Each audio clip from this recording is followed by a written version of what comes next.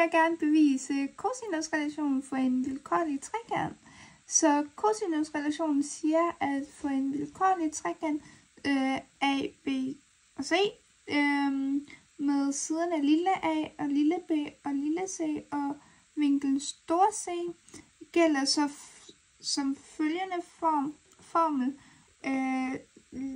C i anden i lige med A i anden plus B i anden minus 2 gange A gange B gange cosinus til vinkel stor C. Nu vil jeg gerne gennemgå beviset sådan step by step ved hjælp af Pythagoras-sætning og cosinus-definitionen. Så jeg har tegnet en vilkårlig trekant ABC, hvor jeg har så navngivet siderne som følgende: siden over for vinkel stor A, lille a, og det samme med stor C har jeg kaldt lille c. Okay, det er et lille c, det ligner det ikke lige helt, men det er lidt svært at tegne. Og så har jeg kaldt siden over for vinkel store B, lille b. Og for at gøre beviset nemmere, så har jeg tegnet højden H fra punkt A ned på siden BC, og højden skærer BC i punktet D. Det kan man ikke lige se, men det er lige her. Og så jeg definerer længderne af linjestykkerne som følgende: CD er lige med x, og DB er lige med a minus x. Så nu kan jeg anvende Pythagoras-sætning på de to retvinklede trekanter ACD og ABD. Så først vil jeg gerne anvende Pythagoras-sætningen på trekant ACD, hvor hypotenusen er B. Så jeg har skrevet H i anden plus X i anden i lige med B i anden. Så nu vil jeg isolere H i anden ved at trække X i anden fra begge sider. Så H i anden i lige med B i anden minus X i anden. Og nu vil jeg gøre det samme for trekant ABD, hvor hypotenusen er C, lille c. Så skriver jeg H i anden plus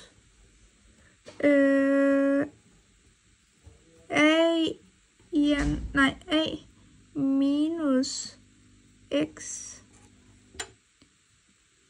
parentes 2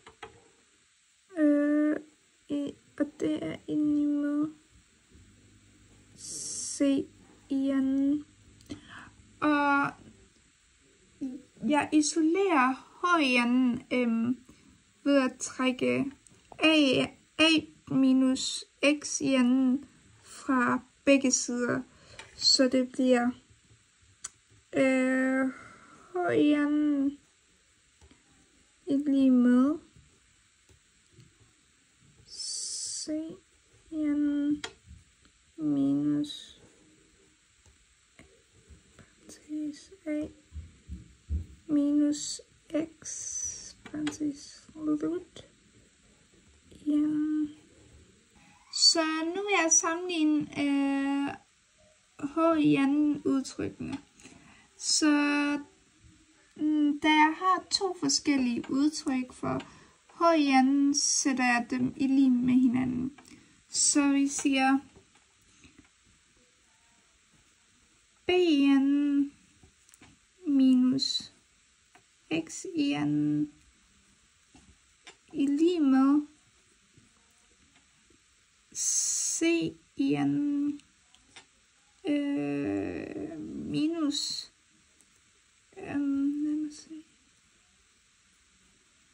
parentes A x, parentes slut, igen. Og nu anvender jeg første kvadratsætning på a minus x igen, altså parentes a minus x parentes igen, og det skal være i parentes. Så det bliver parentes a minus x parentes slut igen, lige med a igen plus, nej minus, undskyld, 2a x plus x igen. Og så indsætter jeg dette i en, ligesom i en ligning.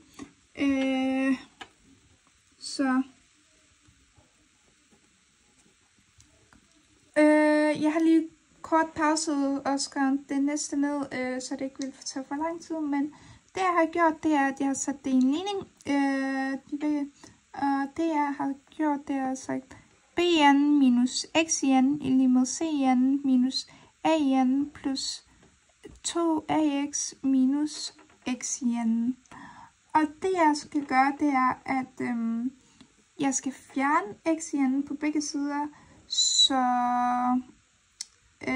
det jeg har gjort, det er sagt bn er lige med cn minus an plus 2ax, så har jeg ligesom fjernet xn.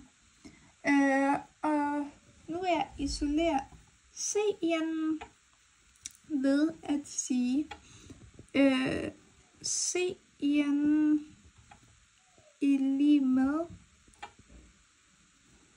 an og så plus bn minus 2ax. Vi fortsætter det lige på det næste papir, fordi det bliver lidt trængt. Så nu indsætter jeg cosinus, så jeg ved, at fra cosinus definition i trinkel ACD, at cosinus til vinkel stor C er lige med x divideret med b, og så skal jeg isolere x ved at gange på begge sider med b, og det vil sige så x er lige med b gange cosinus til vinkel stor C. Ja, det er et stort C. Så skal jeg bare lige indsætte min tidligere udtryk for C'en. Hvad vil jeg sige? C'en er lige med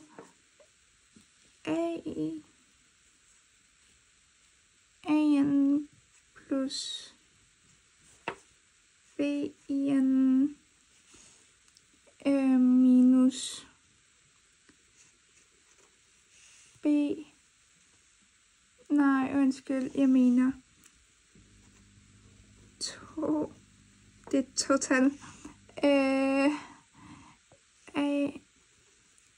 Og så er det parentes b.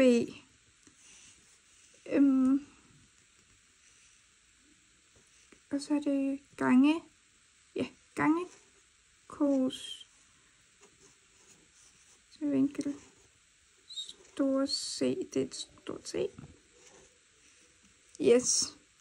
Yes, der var ikke så lang tid tilbage, så nu har jeg skrevet den endelige form, som er Cn i lige med An plus Bn minus 2AB gange cosinus til vinkel store C.